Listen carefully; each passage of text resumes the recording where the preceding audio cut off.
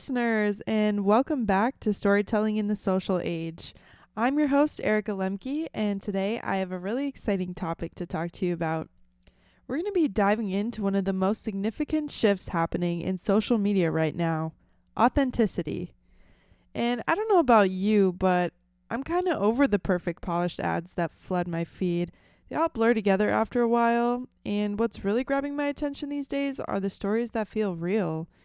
Seeing things like an employee candidly opening up about their job on LinkedIn or a customer showcasing how they're actually using a product that I saw on Instagram.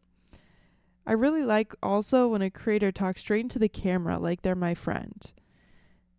That kind of content has become the new currency of trust, and it's changing the way brands tell their stories. So, why does authenticity matter so much? Honestly, it's simple. It builds loyalty.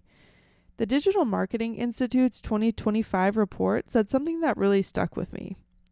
94% of consumers are more loyal to transparent brands. 94%. That's basically everyone. And I feel the same way. If a brand seems honest and upfront, I pay attention. I'll likely follow, and I might even buy what they're selling. You can really see this playing out on LinkedIn. Instead of official corporate updates, employees are sharing their own stories and experiences, both about in and out of work. It feels relatable, it feels human, and when you see someone's personal story instead of a strict press release, it feels believable. But here's the thing, you can't do both. You can't be real and fake at the same time. Fake authenticity doesn't work. People notice right away. If a brand tries too hard to stage realness and it feels off, the trust is gone. And once that trust is gone, it's super tough to get it back. I'll be back after a short break to share a brand that has been successful in this space, as well as one that famously missed the mark. Stay tuned.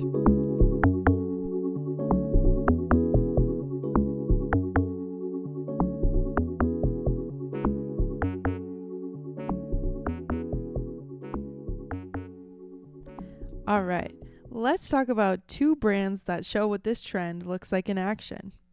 First, Glossier.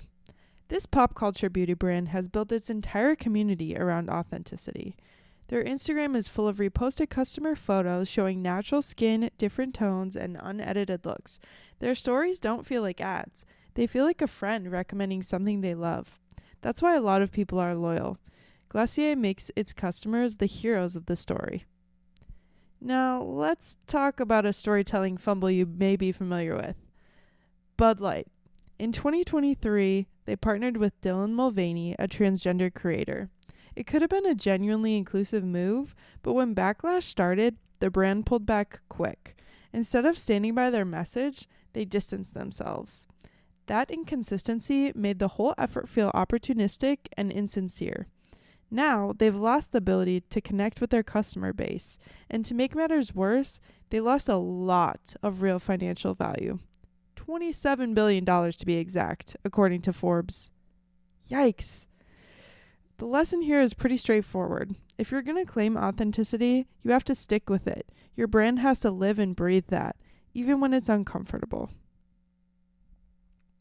So now that I've discussed branding messages extensively, I'd like to focus on content a bit before we wrap up this episode.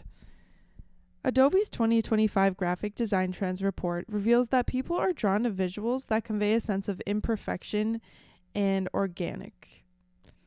Hand-drawn graphics, casual photos, and even videos that are a little messy. Adobe put it this way: design this year reflects the messy, authentic realities of everyday life. Honestly, that's real. Snapchat's 2025 report backs this up. They found that ads created by influencers or creators are 10 times more effective at boosting brand favorability than traditional ads. 10 times! That's because creators use their own voice, and audiences trust them. It doesn't sound like a sales pitch. It feels like a real story. And I don't know about you guys, but that's kind of the content that makes me stop scrolling. If it looks overly polished, I usually ignore it because it feels like every other ad. But when it feels genuine or unique, I pause because it seems interesting and deeper than the subconscious hacking we've been accustomed to. And that's precisely why a big chunk of customers view it as more trustworthy. So here's the bottom line. Authenticity isn't just a buzzword anymore. It's the foundation of good storytelling in 2025. If you're a brand or work for a brand, here are 3 things to remember as we wrap up this year. 1. Let real people tell your story, whether that's employees, customers, or creators. 2. Don't hide imperfections, because those are what make you relatable. And 3.